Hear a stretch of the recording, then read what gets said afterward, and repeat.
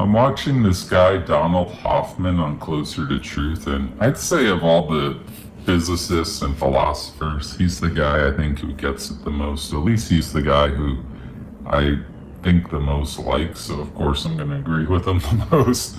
But besides that, he's talking about the hard problem of consciousness. I think the answer is that, well, I think you have to ask, like, how does anything become animated in, say, software? Because we're in a simulation. So in any simulation, how does like the main character in Red Dead Redemption become animated?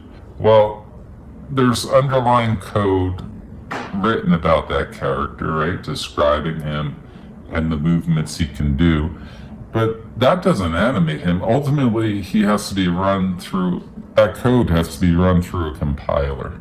So I think the answer to the hard problem of consciousness is a compiler. I think that's it. Like, the math of this universe, the math is the code.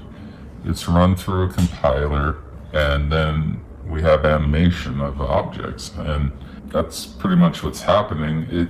Neurons and things that brain scientists want to focus on, I think they're going down the wrong track. I think that's analogous in like a video game of trying to like reverse engineer the compiled program. Like that's a hard way to look at the problem.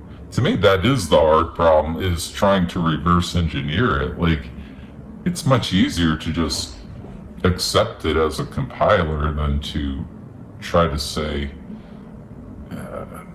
brain chemistry and all the processes of the brain to consciousness. That's hard.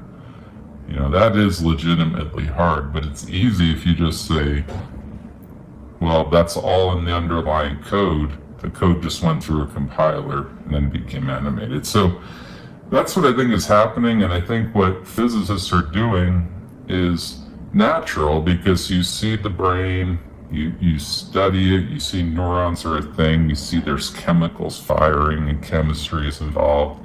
And you're not going to think, oh, a compiler. You're going to think, well, what caused the chemistry in the brain? What caused the neuron? You're going to go through the whole thing of causality, and you're actually going to inadvertently try to reverse engineer a compiler. It's nearly impossible to reverse engineer a complex piece of software that has been compiled. I'm not saying it's impossible, but it's really hard to do that.